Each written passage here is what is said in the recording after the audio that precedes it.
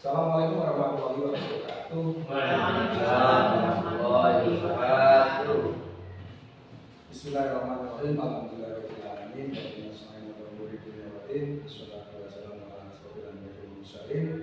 Sayyidina wa Muhammadin wa ala alihi wa sahbihi ajmain. Amma ba'du. Yang saya hormati para sekolah di 4 pengadilan, yang saya hormati Bapak Ibu guru di 4 pengadilan. Pertama-tama, marilah kita panjatkan rasa puji syukur kita kehadirat Tuhan Yang Maha Esa, Allah Subhanahu wa Ta'ala, di mana di siang hari ini kita bisa berkumpul di kelas 5 tanpa ada halangan suatu apapun. Tidak lupa sholawat serta salam senantiasa kita sanjungkan pada junjungan kita Nabi Muhammad SAW, Nabi yang kita atur syafaatnya besok di yaumil qiyamah. Dalam kesempatan siang hari ini saya mendapat tugas yaitu diseminasi budaya positif. Tugas saya itu adalah menyebarkan budaya positif dari modul 1.4. Ini adalah saya, Eko Irianto, CGP Angkatan 11 Kabupaten Wonosobo. Selanjutnya adalah miskonsepsi teori kontrol. Ini yang pertama. Sebenarnya ada 4. Tapi yang pertama adalah guru mengontrol murid, yang kedua adalah semua penguatan positif, efektif, dan bermanfaat. Saya akan membacakan yang pertama dulu. Pada dasarnya, kita tidak dapat memaksa murid untuk berbuat sesuatu jika murid tersebut memiliki untuk tidak melakukannya. Walaupun tampaknya guru sedang mengontrol perilaku murid, hal demikian terjadi karena murid sedang mengizinkan dirinya dikontrol. Saat itu, bentuk kontrol guru adalah kebutuhan dasar yang dipilih murid. Ini adalah salah satu teori kontrol yang menyatakan bahwa semua perilaku memiliki tujuan, bahwa terhadap perilaku yang tidak disukai. Yang kedua adalah semua penguatan positif, efektif, dan bermanfaat. Penguatan positif atau tujuan adalah bentuk-bentuk kontrol sebagai usaha untuk mempengaruhi murid agar mengulangi suatu perilaku tertentu. Ini adalah suatu usaha sebagai kontrol untuk murid tersebut. Dalam jangka waktu tertentu, kemungkinan murid tersebut akan menyadari dan mencoba untuk menolak rujukan kita, atau bisa jadi murid tersebut menjadi tergantung pada pendapat sang guru untuk berusaha. Yang ketiga adalah kritik dan membuat rasa bersalah mampu menguatkan karakter. Di sini menggunakan kritik dan rasa bersalah untuk mengontrol murid itu sendiri pada identitas gagal. Mereka belajar untuk merasa buruk tentang diri mereka. Mereka mengembangkan dialog diri yang negatif. Kadang kala sulit bagi guru untuk mengidentifikasinya bahwa mereka sedang menemukan perilaku ini, karena seringkali guru menggunakan suara halus untuk menyampaikan pesan negatif. Yang keempat adalah orang dewasa berhak memaksa. Banyak orang dewasa yang percaya bahwa mereka memiliki rasa tanggung jawab untuk membuat murid-murid berbuat hal-hal tertentu. Ini adalah yang keempat. Saya lanjutkan slide berikutnya. Ini adalah perubahan mengubah paradigma stimulus respon pendekatan teori kontrol. Jadi yang satu adalah stimulus respon, yang sebelahnya adalah teori kontrol. Saya bacakan yang pertama, realitas atau kebutuhan kita sama. Terus yang teori kontrolnya adalah realitas kebutuhan kita berbeda. Terus yang kedua, semua orang melihat hal yang sama. Setiap orang memiliki gambaran berbeda. Jadi sebaliknya, kita mencoba mengubah orang agar berpandangan sama dengan kita. Kita berusaha memahami pandangan orang lain tentang dunia. Yang ketiga, perilaku buruk dilihat sebagai suatu kesalahan. Semua perilaku memiliki tujuan. Orang lain bisa mengontrol saya, hanya Anda yang bisa mengontrol diri Anda. Yang selanjutnya adalah saya bisa mengontrol orang lain, Anda tidak bisa mengontrol orang lain. Pemaksaan ada pada saat rujukan gagal. Kolaborasi dan konsensus menciptakan pilihan-pilihan baru. Model berpikir menang kalah, model berpikir menang. Itu adalah teori kontrol atau teori respon. Lanjut, makna disiplin. Makna disiplin dalam rangka menciptakan lingkungan positif. Salah satu strategi yang perlu kita tinjau kembali adalah penerapan disiplin di sekolah. Apakah telah efektif? Apakah masih perlu ditinjau kembali? Apakah sesungguhnya arti dari disiplin itu sendiri? Apa kaitannya dengan nilai-nilai kebajikan? Dari pertanyaan-pertanyaan seperti itu, mari kita tanyakan ke diri kita sendiri. Bagaimana kita berperilaku? Mengapa kita melakukan segala sesuatu?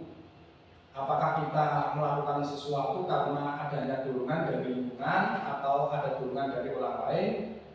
Terkadang kita melakukan sesuatu karena kita menghindari rasa sakit atau ketidaknyamanan. Terkadang kita juga melakukan sesuatu untuk mendapatkan apa yang kita mau. Ada pertanyaan, pernahkah Anda melakukan sesuatu untuk mendapatkan senyuman atau pujian dari orang lain? Kadang dalam diri kita ada rasa-rasa seperti itu di dalam diri kita. Terus untuk mendapatkan hadiah atau untuk mendapatkan uang, apalagi kira-kira alasan orang melakukan sesuatu. Maka kata disiplin, ketika kita mendengar kata disiplin, apa yang terbayang di benak Anda? Apa yang terlintas di pikiran Anda? Kebanyakan orang akan menghubungkan kata disiplin dengan tata tertib, teratur, dan kepatuhan pada peraturan. Kadang kata disiplin juga sering dihubungkan dengan hukuman, padahal itu sesungguhnya berbeda, karena belajar tentang disiplin positif tidak harus dengan memberikan hukuman. Justru itu adalah salah satu alternatif terakhir dan kalau perlu kita gunakan sama sekali. Kita tidak gunakan sama sekali. Dalam budaya kita, makna kata disiplin dimaknai menjadi sesuatu yang dilakukan seseorang pada orang lain untuk mendapatkan kepatuhan. Biasanya kita cenderung menghubungkan kata disiplin dengan ketidaknyamanan. Bapak pendidikan kita Ki Hajar Dewantara menyatakan bahwa di mana ada kemerdekaan, disitulah harus ada disiplin yang kuat. Sungguh pun disiplin itu bersifat self disiplin, yaitu kita sendiri yang mewajibkan kita dengan sekeras-kerasnya. Tetapi itu sama saja, sebab jikalau kita tidak cakap melakukan self disiplin, wajiblah penguasa lain mendisiplinkan kita sendiri. Dan peraturan demikian itulah harus ada dalam suasana yang merdeka. Ini menurut Ki Hajar Dewantara, pemikiran konsepsi keteladanan sikap merdeka dalam bukunya yang cetakan kelima tahun 2013 halaman 470. Di sini ada 3 disiplin positif. Disiplin berasal dari kata tadi, disiplin berarti belajar. Disiplin mengacu pada disiplin diri yang memiliki tanggung jawab terhadap apa yang dilakukannya berdasarkan nilai-nilai yang diyakini. Yang kedua, disiplin positif merupakan salah satu cara penerapan disiplin yang bertujuan untuk menumbuhkan kesadaran serta memberdayakan peserta didik tanpa imbalan penghargaan atau reward atau ancaman atau hukuman. 3, sebagai pendidik tujuan kita adalah menciptakan peserta didik yang memiliki disiplin diri sehingga mereka berperilaku mengacu pada nilai-nilai kebajikan universal dan memiliki motivasi intrinsik dalam perubahan perilaku ke arah yang lebih baik. Ini adalah nilai-nilai kebajikan. Yang pertama, profil pelajar Pancasila.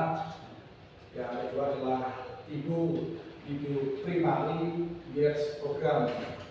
Terus yang ketiga adalah keterampilan hidup, life skill. Kita sudah tahu profil pelajar Pancasila di dalamnya adalah beriman dan bertakwa kepada Tuhan Yang Maha Esa dan berakhlak mulia, berkebinekaan global, gotong royong, mandiri, kreatif, bernalar kritis. Terus yang selanjutnya adalah toleransi, rasa hormat, integritas, mandiri, menghargai, antusias, empati, keingintahuan, kreativitas, kerjasama, percaya diri, dan komitmen. Yang menurut keterampilan hidup atau life skill yaitu dapat dipercaya, lurus hati, pendengar, dan aktif, tidak merendahkan orang lain, dan memberikan yang terbaik dari diri.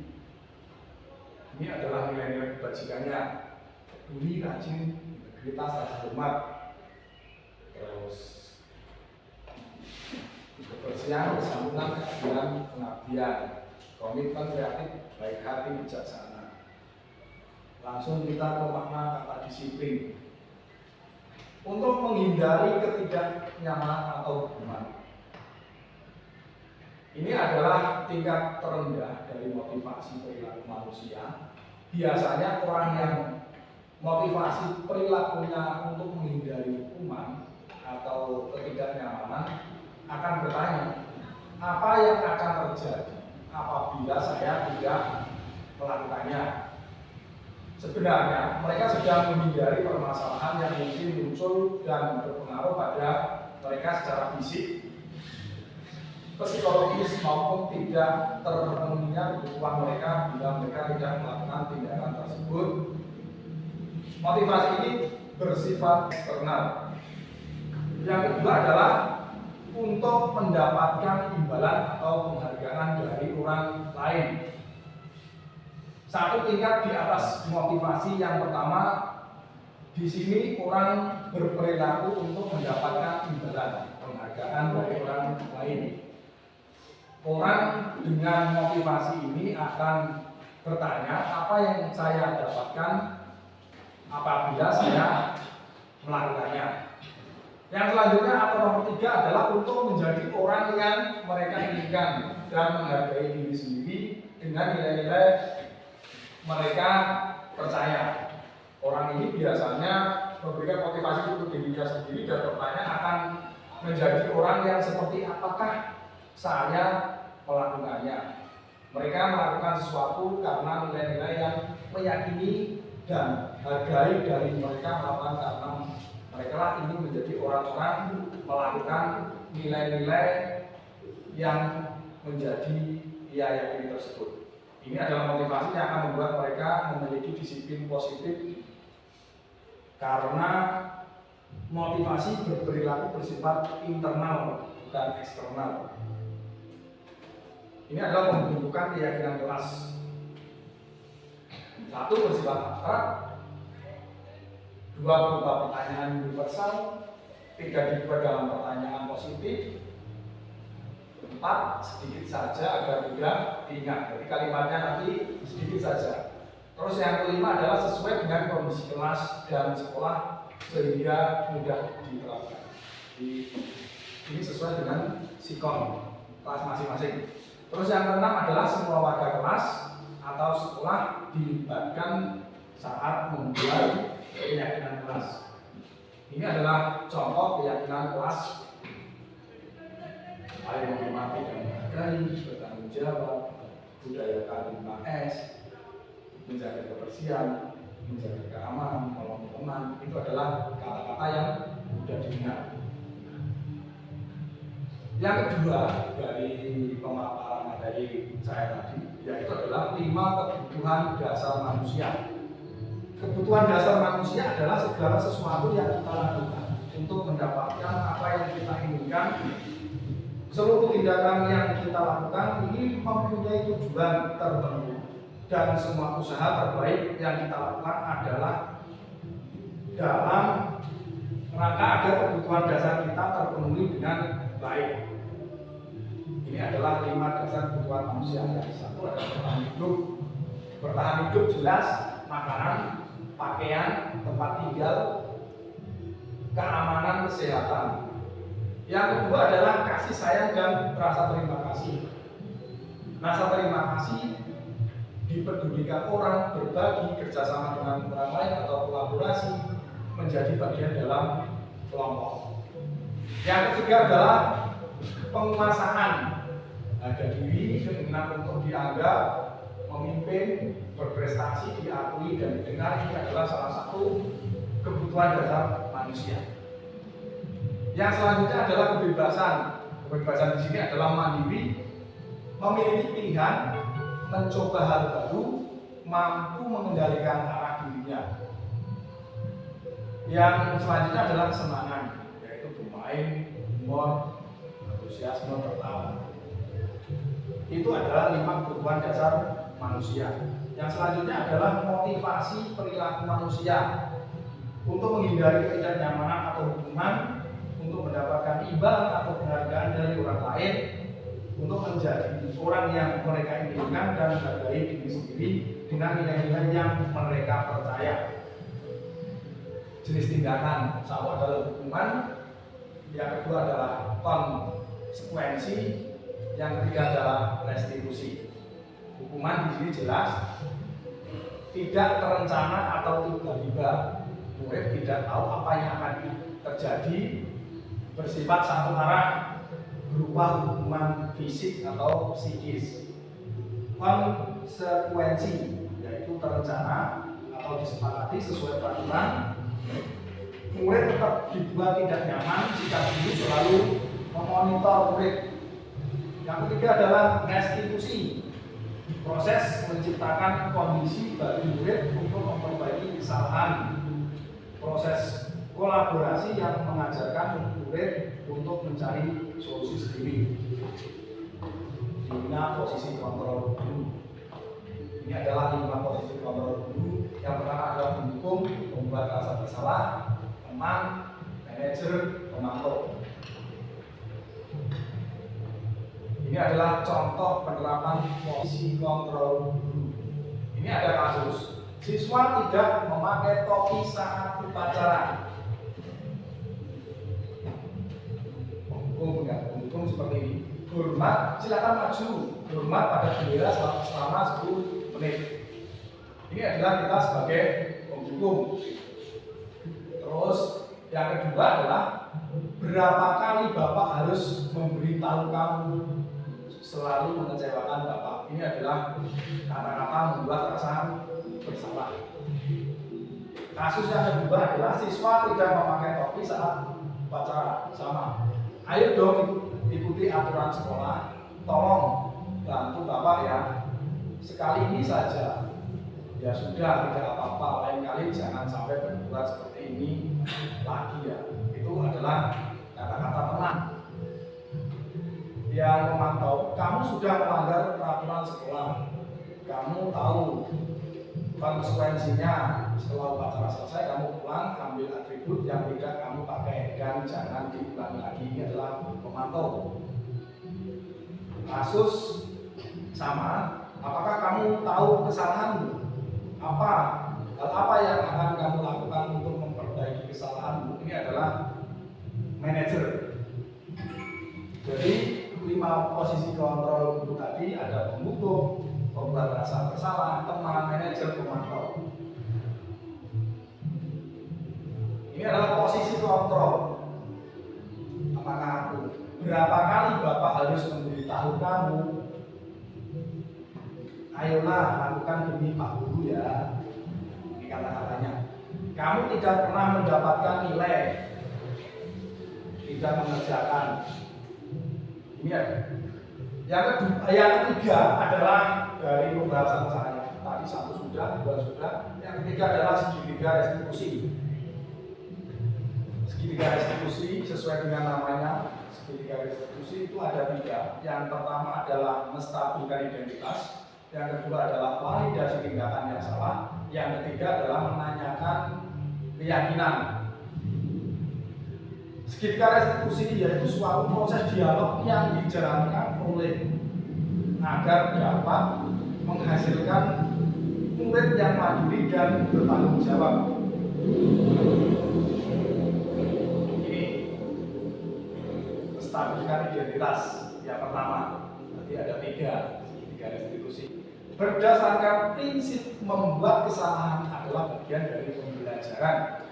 Berbuat salah itu wajar. Tidak ada manusia yang sempurna. Bapak juga pernah melakukan itu. Bapak tidak mau mencari siapa yang salah, tapi Bapak ingin mencari solusi dari permasalahan ini. Kamu berhak merasa begitu. Itu yang pertama. Yang kedua adalah validasi tindakan yang salah. Berdasarkan prinsip setiap perilaku berupaya memenuhi suatu kebutuhan. Pertanyaannya biasanya seperti ini. Kamu pasti punya alasan mengapa melakukan hal itu, padahal kamu bisa melakukan hal yang lebih buruk dari ini ya. Kamu patut bangga karena telah melindungi sesuatu yang penting bagimu. Kamu melakukannya karena mempertahankan sesuatu yang penting bagimu. Yang ketiga adalah menanyakan keyakinan. Sama, berdasarkan prinsip teori kontrol bahwa pada dasarnya kita termotivasi secara intrinsik. Apa keyakinan kelas kita? Nilai-nilai apa yang telah disepakati bersama? Seperti apa gambaran sebuah kelas yang ideal menurut kamu? Kamu ingin menjadi orang yang seperti apa? Ini adalah pengertian dari restitusi. Restitusi adalah proses menciptakan kondisi bagi murid yang memperbaiki kesalahan mereka sehingga mereka bisa kembali pada kelompok mereka dengan karakter yang kuat. Ini menurut dosen 24. Restitusi bukan untuk menebus kesalahan, restitusi bukan paksaan tapi tawaran. Restitusi fokus pada solusi dan dapat mengembalikan murid yang berbuat salah pada kelompoknya. Ini bentuk, ini adalah contohnya. Ini sebuah contoh. Saya melakukan restitusi. Untuk saya sedikit mencontek.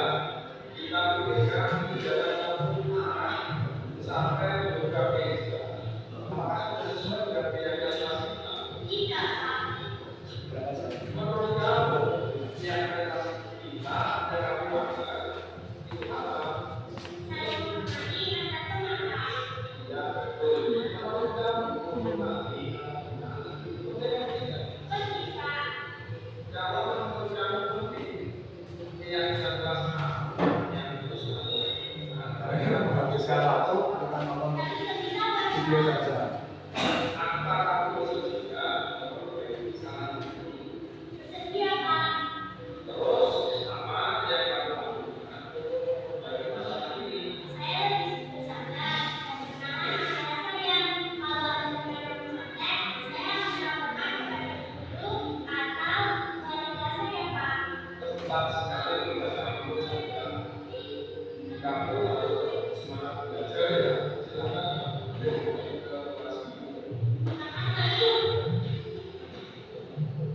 adalah contoh tindakan saya kepada Jalena karena laporan dia sering dicontek sama temennya. Saya melakukan segitiga restitusi. Terus yang kedua saya simulasi, yaitu tentang anak yang sering terlambat juga saya coba. Di bawah ini.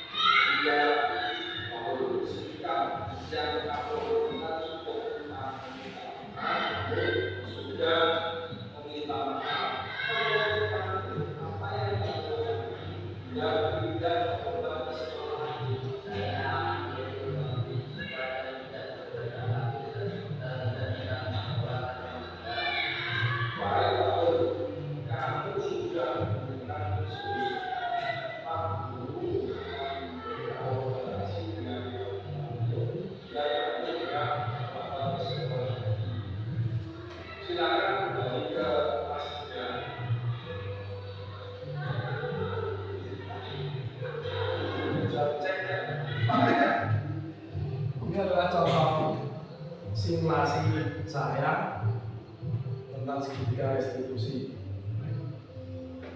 Waktunya masih kurang banyak, Mbak Linda. Terus saya harus jam. Penyimpanan tinggal sedikit. Masih banyak? Kurang banyak? Tidak masalah. Jadi saya mau ngobrol.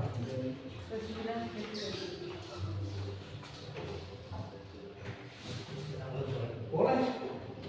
Mau buat boleh. Yang penting saya rekam selama 1 jam.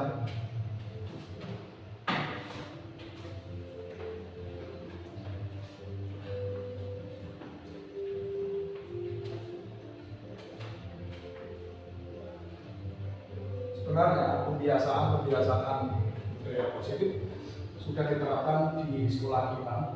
Salah satunya adalah pembacaan Asmaul Husna setiap pagi, terus siang melakukan sholat zuhur bersama. Itu termasuk budaya-budaya positif yang sudah dilakukan di tempat kalian. Kebiasaan-kebiasaan itu perlu ditingkatkan secara kontinu, seperti Jumat bersih, Jumat sehat, Jumat sehat itu sudah diterapkan. Sabtu bersih itu sudah diterapkan, itu sudah luar biasa. Tinggal penerapannya secara kontinu. Saya ingin biar waktunya pendapat Pusari Jumbu. Sambutan itu waktunya. Ya, terima kasih. Assalamualaikum warahmatullahi wabarakatuh. Terima kasih kepada Bapak Eko Irianto yang telah menyampaikan beberapa hal tentang budaya positif di SD Negeri Pangarian. Banyak sekali yang kita dapat ambil untuk diterapkan di SD kita, dan semoga kita semua nanti dapat menerapkannya terutama kepada diri kita dan akhirnya menyebar kepada siswa-siswi kita. Tadi tentang guru mengontrol murid, ini memang sangat perlu Bapak Ibu, karena murid itu harus selalu kita kontrol dan kita adalah sudah sangat dipercaya oleh siswa-siswi kita. Mengapa?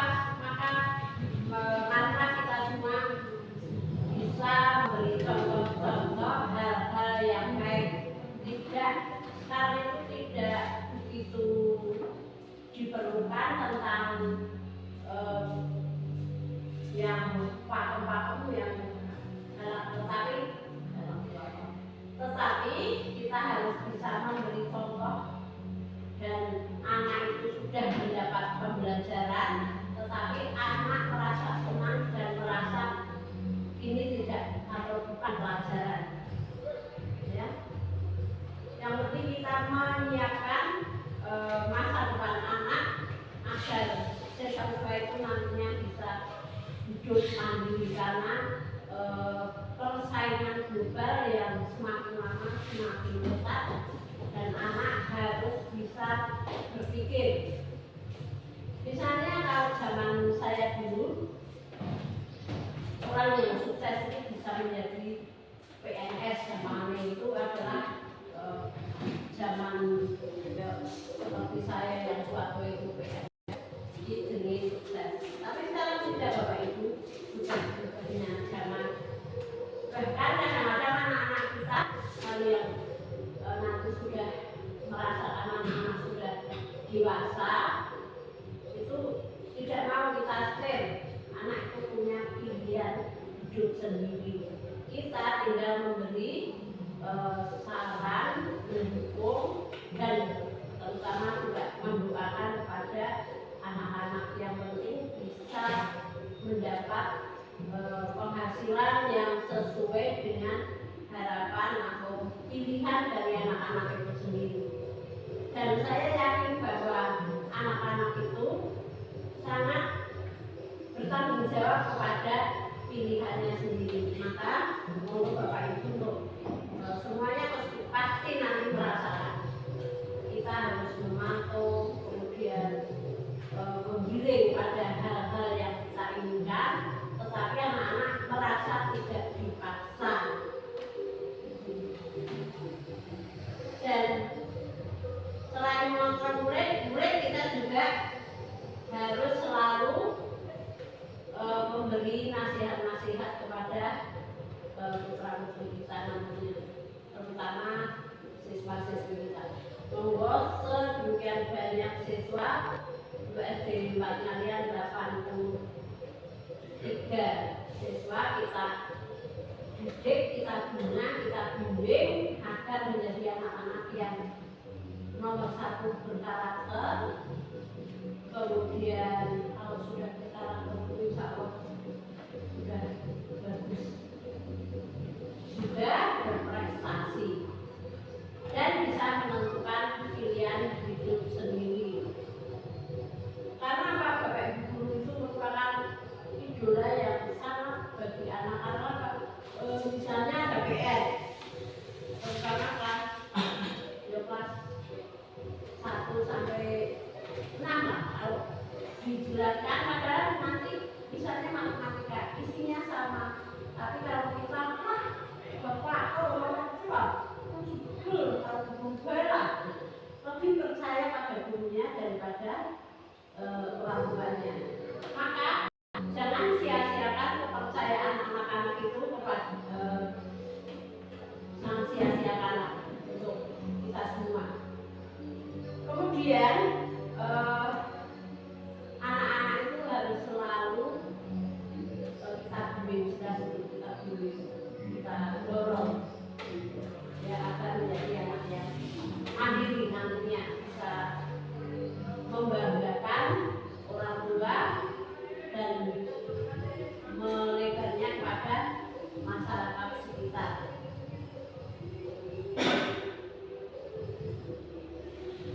Demikian, mohon maaf kami selalu memberi semacam ahli saya yang memberikan sesuatu yang tidak mungkin kurang bermanfaat. Dan sekali lagi Bapak Ibu untuk alhamdulillah SD kita sudah bagus. Terutama kita harus mengingat kalau menurut saya berada di depan anak-anak, kita harus selalu memberi contoh-contoh atau hal-hal yang positif bagi anak. Misalnya untuk SD kita sih tidak perilaku yang misalnya kurang pas gitulah. Kita sebagai seorang guru kata pepatah sesepuh, guru kencing berdiri, anak kencing berlari, itu harus kita terapkan betul-betul Bapak Ibu, terutama untuk diri saya. Dan kita harus juga mengingat anak-anak datang sekolah itu sebuah pengorbanan bagi terutama ibu-ibu. Esok-esok gaweane kerjaannya banyak, terusan menyiapkan anak untuk memasak, sarapan, nyamoni. Kalau sekarang ada lagi bisa ngetopke. Ya maka dari itu juga kita harus memberi imbalan atau layanan yang sesuai dengan pengorbanan orang tua. Monggo untuk jangan sampai kita biarkan anak-anak di kelas ramai sendiri, ya tapi buat kita tidak. Kiranya hanya itu saja dari saya, dan terima kasih kepada keluarga besar SD 4 Ngalian, kepada Bapak Eko Irianto yang telah memberikan begitu banyak masukan kepada kita semua, dan nanti disusul oleh yang lain, Bu Lili, Mas Uti, Mas Tri, dan Mas Dik untuk bisa mengikuti CGP. Kalau Mas Eko sudah GP, akan menjadi Bapak Ibu yang lebih berprestasi. Juga Bu Rope jangan takut dibuatkan SK. Bu Rope mau sementara untuk Mbak Indra ingin SK Mbak Indra SK teman-teman. Demikian kurang lebihnya, mohon maaf. Kami akhiri. Wassalamualaikum warahmatullahi wabarakatuh. Monggo kami kembalikan Mas Eko. Terima kasih Ustaz Ijul telah memberikan banyak pencerahan kepada saya secara umum dan secara khusus sebagai motivasi. Sebenarnya dari 6 budaya positif ini kita lebih condong ke 5 posisi kontrol guru. Jadi dari kita kelas 1 sampai kelas 6 sifat kita itu dari sebagai pendukung, pembuat rasa bersalah, teman, manajer atau pemangku bagi anak-anak. Saya. Jadi kadang kita kan tadi saya memberikan contoh pas upacara secara refleks, anak kita suruh maju, suruh hormat bendera 5 menit, ini kan termasuk mendukung, termasuk membuat rasa bersalah. Kenapa kamu tidak membawa topi diungkapkan di depan anak-anak? Di anak-anak kan psikisnya akan apa ya? Dia akan merasa bersalah. Apakah sebagai teman baiknya kamu jangan sampai topinya ketinggalan, identitasnya harus kenal. Kan sebagai teman cenderung seperti itu. Kalau sebagai manajer, ini itu sebagai manajer, apakah kamu tahu kesalahanmu? Mungkin menanyakan kesalahan dia, hal-hal yang akan kamu lakukan untuk memperbaiki kesalahanmu apa seperti itu. Intinya seperti itu dari kelas 1 sampai kelas 6. Apakah kita sudah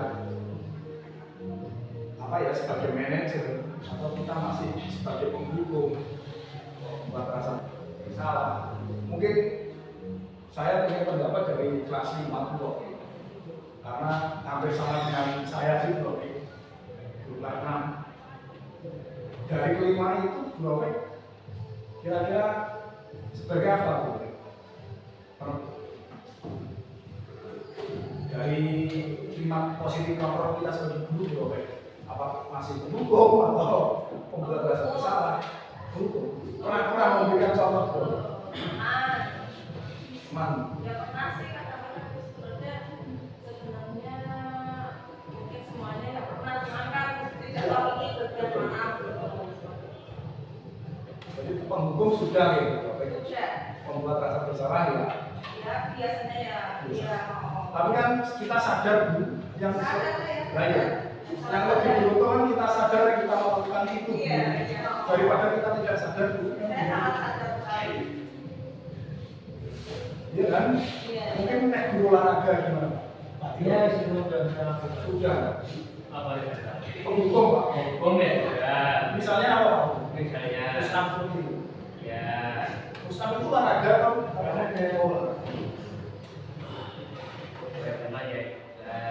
Membuat rasa bersalah. Manajer apa pertanyaannya apa? Ya pinggir pernah. Oh, sorry. Memang betul. Sebenarnya kita di sini sih bukan diskusi presentasi, tapi dari 5 posisi kontrol dulu, apakah kita melakukannya semua atau kita sekarang karena kita sudah tahu naik penghukum itu dampaknya seperti ini, membuat rasa dampaknya seperti ini, sebagai teman seperti ini, sebagai manajer seperti ini, pemantau seperti ini, dan sebagainya. Mungkin yang dari kelas bawah, mungkin kelas 1 itu mungkin kan kelas 1 agak wakil mungkin gitu, nah boleh gampang boleh. Bagaimana bagi adik itu? Kita sebagai teman belajar Untuk kelas bawah kita buat sebagai teman, tapi juga bisa sebagai pemantau karena kelas 1 kalian manajer membantu ya.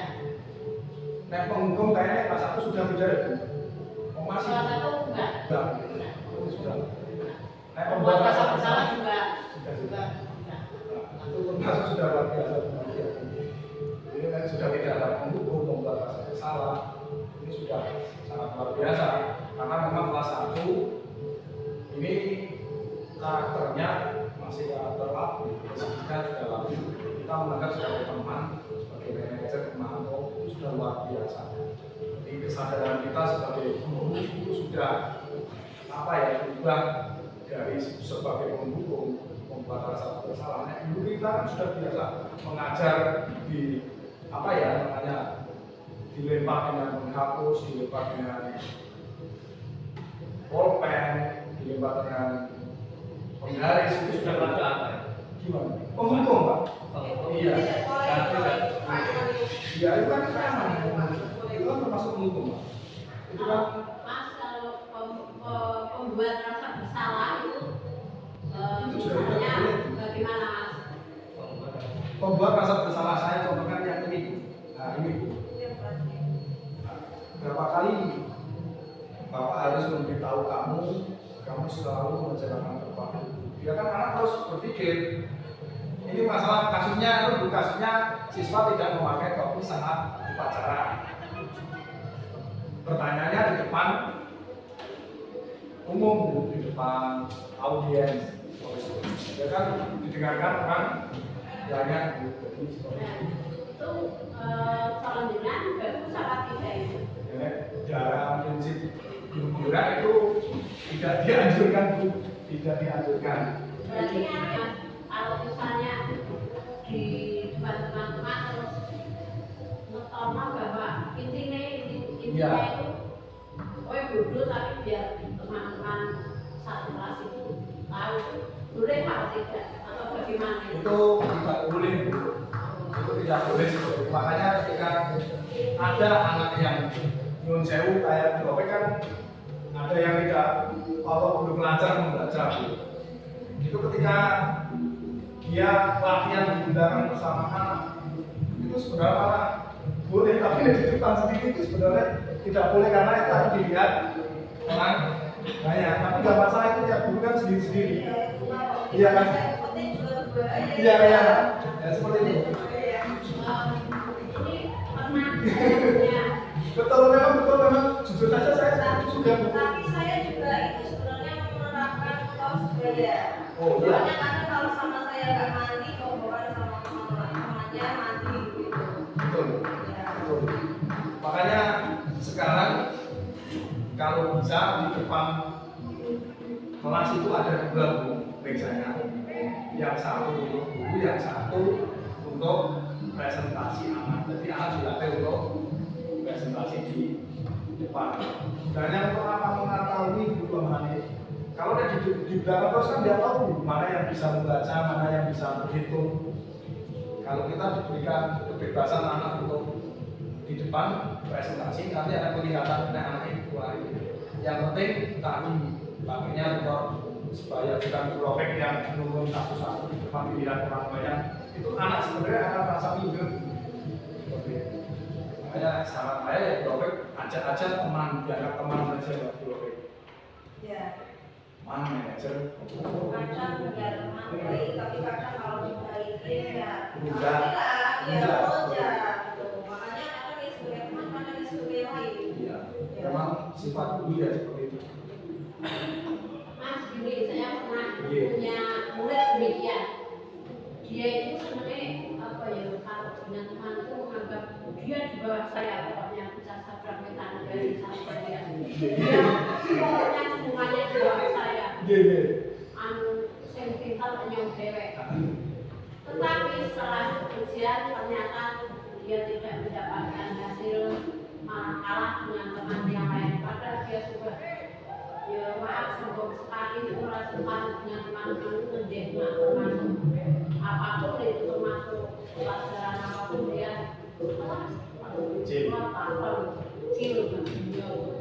kemudian bagaimana agar anak itu menghilangkan kemudahan sombongnya itu caranya gimana Mas?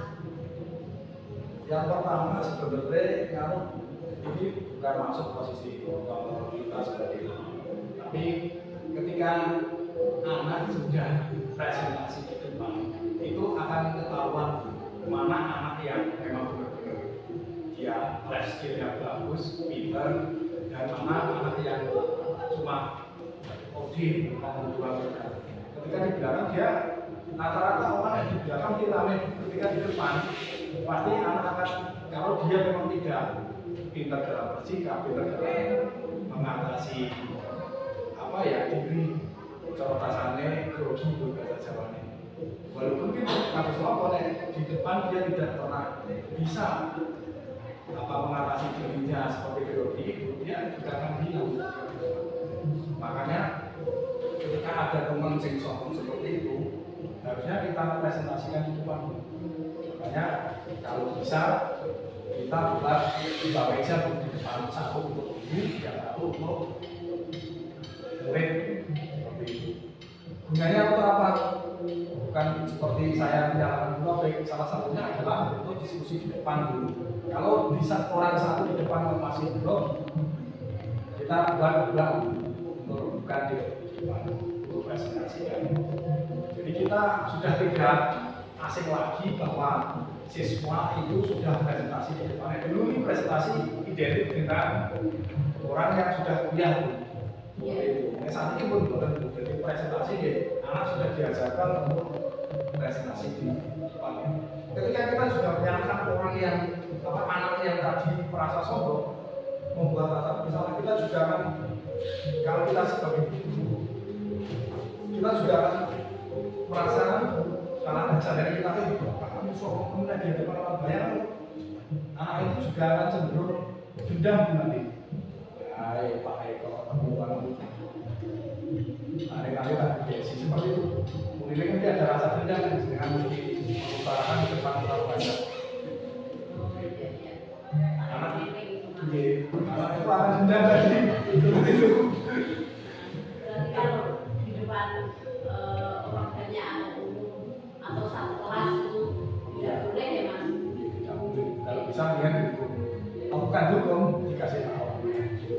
Kayak dulu kan kemarin itu saya juga setuju enggak setuju. Apa itu karena ya Mas sudah sifat ya Mas bisa itu ya Mas? Ya itu kan bagian dari karakter. Makanya tugas guru sekolah dasar itu kan menunjukkan karakter yang tadi. Ya terima kasih atas penjelasannya dan 5 posisi kontrol guru itu menurut saya memang nomor 1 sekarang sudah tidak zamannya sebagai penghukum, apalagi sampai menangani walaupun kecil pun kita sudah masuk ranah hukum. Ya kita dilaporkan nanti. Terus membuat rasa bersalah, jangan sampai kalau saya pernah ya mesti guru semua pernah membuat rasa bersalah. Terus merasa bersalah kalau kita ya itu merasa bersalah kita harus gonggong gonggong anak agar tidak sulit atau benci pada kita. Kemudian sebagai teman biasa karena sebagai teman anak harus ada masalah apa proses tertentu. Sebagai manajer pasti memantau juga harus selalu memantau sekolah. Yang intinya tadi jangan sampai membuat anak-anak merasa bersalah karena tentu anak-anak tersebut sedih. Apalagi ada anak yang itu tadi sombong tapi ya memang pintar tapi pas ujian kepleset. Penghukum pembuat rasa bersalah ini nanti dampaknya adalah dia akan didendam. Dendamnya itu terjelas individu atau mungkin sekolah. Di sebagian sekolah ada, tapi rata-rata dia yang menghukum, rata-rata ya dia yang menerima seperti itu. Itu Ya yang insya Allah untuk membuat rasa bersalah saya tidak akan memang visi tadi. terus yang keenam atau yang materi yang keenam yang saya sampaikan sebenarnya yang satu itu sudah 5 posisi motor kita sudah diskusi. Yang selanjutnya keenam ini adalah segitiga diskusi. Sebenarnya ketika kita mempunyai masalah baik itu dengan anak kelas rendah maupun anak kelas tinggi itu menggunakan segitiga restitusi yang sifatnya tidak benar. Contohnya tadi saya simulasi dengan Janeta dan Hul. Janeta saya jadikan dia sering dicontek. Yang pertama kita adalah menstabilkan identitas, validasi tindakan yang salah, menanyakan keyakinan. Jadi ketika mempunyai masalah seperti itu, baiknya kita sebagai guru itu diselesaikan dengan segitiga restitusi. Ini pakainya seperti ini. Yang satu bertanya, nggak salah itu aja. Contohnya seperti ini aja. Nah,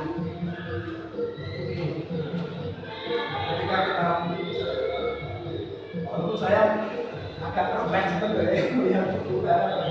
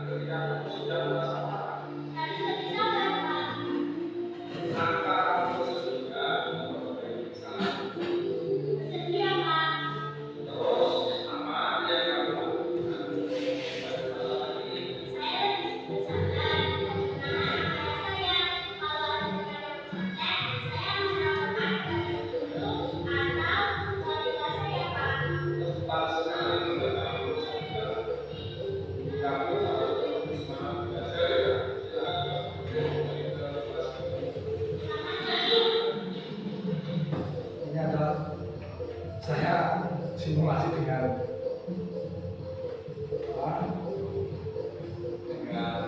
sini ya, jangan tahu. Saya simulasi itu, nek anak tidak dikasih simulasi cuma pertanyaan-pertanyaan berupa segitiga restitusi seperti ini, nggak mudah. Karena saya tanyakan berapa kali. Mungkin Bapak pernah melakukan seperti itu ya, kayaknya di kelas yang di kantor ya. Jadi dulu pengalaman itu ya. Iya, nah itu karena setiap saya ngajar misalnya pidato itu anaknya selalu menertawakan saya dengan DC. Ya, jadi saya kan tanya dulu, kamu itu menertawakan saya, apa enggak? Ternyata dia mengaku memang menertawakan saya. Tapi dia nangis dengan sendirinya, saya tidak buat nangis. Saya cuma nanya doang dan nangis juga. Berarti anak sudah merasa bersalah dari itu. Ya, dengan menonton itu sudah merasa bersalah. Karena kan di video itu ada orang sedang membaca dengan pakaian yang kayaknya nggak begitu nyambung tapi ditertawakan gitu. Terus akhirnya karena itu seorang karyawannya itu langsung pecat. Terus seperti itu. Ya. Terus saya ngomong lagi, apalagi kamu sama gurunya sendiri. Itu kalau tidak ngaruh itu sudah masuk yang namanya 3 restitusi. 3 restitusi itu sudah masuk, padahal Bropek kayak belum ngapa-ngapain. Belum ngapa-ngapain, ini cuma nanya doang. Masalahnya kan saya tidak mau sungkan ya. Iya. Setiap saya ngajar pidato kok selalu menertawakan gitu kan. Apa jangan-jangan saya sungkan apa gimana kan saya lebih baik tanya gitu kan. Tak tanya, ternyata memang menertawakan saya gitu. Terus tak tanya, emang saya lucu? Enggak. Ya seperti itu saya juga tidak tahu, enggak bukan itu maksudnya apa. Ya. Terima kasih Bropek telah memberikan contoh. Itu salah satu memang kemarin tak lihat Bropek pas saya pelajaran itu berarti sudah bagus nih melaksanakan segitiga restitusi. Memang baiknya seperti itu Bropek, kalau ada masalah kecil seperti itu dengan dipanggil, dicari solusinya kayak apa biar anak tahu kesalahannya sendiri. Tapi kalau nggak tahu dikirain dimarah-marahin, cuma ditanyain dan nangis. Hanya seperti ini, Mas, seperti itu sekarang. Mungkin ada tanggapan dari Mas Widyo, ini senior saya. Terima kasih. Tentang itu loh, Mas, 5 kebutuhan dasar manusia, Mas. Ya, Jangan paham dulu, Mas. terima kasih waktu yang diberikan tentang Eko Ardianto. Yang pertama tentang 5 Iya, Mas. Kebutuhan dasar manusia. kebutuhan dasar manusia, yaitu bertahan hidup, kasih sayang dan rasa terima. Lalu yang ketiga yaitu penguasaan, yang keempat kebersamaan, kebebasan, yang kelima yaitu kesenangan. Nah, itu dasar manusia yang saya tanyakan, Pak Eko, yang paling tepat itu yang mana, Pak Eko? Ini memang 5 kebutuhan dasar manusia. Oh, Jadi 5 dasar kebutuhan manusia ini diterapkan di sekolah. Seperti bertahan hidup, itu kan makanan, pakaian, tempat tinggal, kenyamanan, kesehatan. Gitu. Kira-kira yang diterapkan di sekolah, Pak, dengan mereka dengan teman, kolaborasi dengan kira-kira menurut Pak Wiwit ini kira-kira sudah masuk semua atau tidak? ya, menurut pendapat saya sudah 5 kebutuhan tersebut Ya. itu sudah masuk semua, Pak Eko. Dari bertahan hidup pasti, karena itu merupakan kebutuhan pokok bagi manusia. Yang kedua, kasih sayang itu juga kebutuhan yang utama. Contohnya apa itu? Kasih sayang dan rasa yang diterima, contohnya kepada murid, kita memberikan perhatian yang lebih, mungkin dengan murid yang terkadang dalam penerimaan materi pembelajaran setiap hari itu justru dengan rasa kasih sayang kita yang dicurahkan pada murid tersebut mungkin akan membuat rasa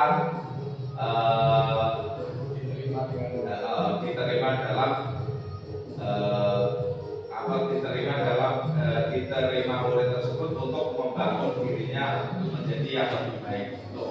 Menurut saya, yang ketiga penguasaan, harga diri pasti semua manusia memiliki hal Sebagai tersebut. guru apa Mas? Sebagai guru juga itu, karena kita sebagai guru, sebagai seorang pendidik juga diberi beban tanggung jawab sebagai pemimpin. Kita harus menguasai dalam segala bidang materi pembelajaran setiap harinya dengan penataan sesuai dengan kurikulum yang kita laksanakan. Kalau yang keempat, kebebasan, kita juga memberikan kebebasan untuk murid kita dengan kebebasan dalam arti itu tidak semua hal dibebaskan, tetapi kita melaksanakan contohnya kegiatan P5 yaitu kemandirian, yaitu kita melaksanakan kegiatan pembelajaran di luar kelas, contohnya seperti itu. Lalu yang terakhir, 5 kesenangan, itu pasti karena kita memiliki suatu manusia memiliki kesenangan, yaitu merefreshkan karena jenuh setiap hari kalau diberi pelajaran itu ada masalah dan lain sebagainya. Kita harus merefreshkan dengan cara yaitu pada jam istirahat bermain bersama teman-teman. Terima kasih dari saya Henry. Assalamualaikum warahmatullahi wabarakatuh. Terima kasih. Ini luar biasa memberikan pandangan dan sudah diterapkan di kelas 3 dengan baik. Mungkin yang terakhir, disiplin positif dari guru agama biasanya. Kebiasaan termasuk membaca Asmaul Husna pagi hari, terus Sehat. Dulu pas trial gimana mas? Biasa iya positif insiden positif mas. Nah sorry mas itu maksudnya Jadi disiplin positif ini adalah disiplin itu adalah kegiatan yang dilakukan secara terus-menerus atau rutin. continue berarti mas. Continue. Positif itu hal-hal yang mendukung untuk sesuatu yang lebih baik atau baik. Yang pertama, guru mengontrol murid dengan kebiasaan gaya positif. Ini secara langsung maupun tidak langsung, anak ini akan terbiasa menjadikan dirinya ini sepertinya sudah tahu apa tupoksinya dan apa yang harus dilakukan karena kebiasaan. Jadi guru secara tidak langsung sudah mengontrol murid meskipun tidak dilakukan secara langsung karena kebiasaan yang sudah biasa dilakukan. Yang kedua, semua penguatan positif efektif dan bermanfaat. Nah, seyogyanya kegiatan yang positif seperti membaca Asmaul Husna dan lain sebagainya seperti kegiatan musik dan lain sebagainya. Ini apapun kegiatannya baik dari segi keagamaan maupun dari segi akademis, segi intelektual Itu membentuk karakter ya. ini mengembangkan anak menjadi positif dan tentunya akan bermanfaat bagi anak tersendiri secara tidak langsung dan secara langsung juga. Anak ini nanti akan mempunyai karakter tersendiri. Jadi anak lebih menyukai beberapa hal yang ia anggap senangi. Jadi anak bisa berkarakter. Contohnya ketika anak suka dari kegiatan bermain misalnya, nanti anak akan menumbuh karakternya dengan permainan yang merujuk pada kegiatan yang positif. Jadi menurut saya kesimpulannya disiplin positif ini adalah kegiatan yang di sekolah kita laksanakan dengan terus menerus, entah itu dari segi keagamaan atau akademisi, yang nantinya akan membentuk karakter anak menjadi lebih berani, lebih tangguh dan lebih mempunyai karakter yang lebih baik. Itu Mas Eko. Terima kasih dari Pak luar biasa itu. Ucapannya luar biasa seperti itu sampai membentuk karakter anak secara mandiri itu luar biasa. Jadi mungkin demikian dari saya memberikan diseminasi budaya positif di kehidupan kalian, ibaratnya ke Bapak Ibu. Saya mengucapkan terima kasih kepada Ibu Sarijem sebagai kepala sekolah, memberikan fasilitas, memberikan motivasi yang luar biasa. Dalam saya sebagai calon pimpinan ini diberikan motivasi yang luar biasa, salah satunya adalah fasilitas, terus dukungan positif, baik itu motivasi berupa pikiran, material, dan sebagainya. Yang selanjutnya juga saya mengucapkan terima kasih kepada Bapak Ibu Guru yang selama ini dari awal modul 1 sampai sekarang modul 2 saya sudah memberikan salah satunya ilmu, tapi entah ini ilmunya nanti baik atau tidak, tapi mudah-mudahan baik. Terus yang selanjutnya saya juga mengucapkan terima kasih apabila selama saya memberikan di seminasi budaya positif ini ada namanya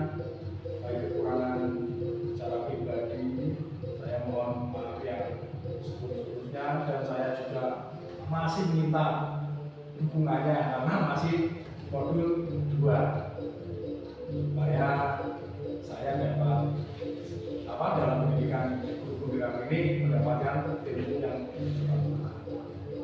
Salah satunya bermanfaat bagi murid saya sendiri, bermanfaat bagi saya sendiri, bermanfaat bagi SD Negeri 4 kalian. Mungkin demikian dari saya akhiri. Astagfirullahaladzim. Assalamualaikum warahmatullahi wabarakatuh. Sedikit Mas, kami semua terima kasih telah diberi seminasi oleh Mas Eko Irianto sehingga sedikit banyak atau mungkin banyak bermanfaat bagi Bapak Ibu semua dan terutama diri saya untuk menambah ilmu yang tentu saja kita adalah sebagai pembelajar seumur hidup.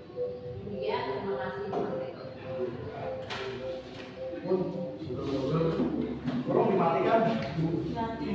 Oh, dari pun Pak Temu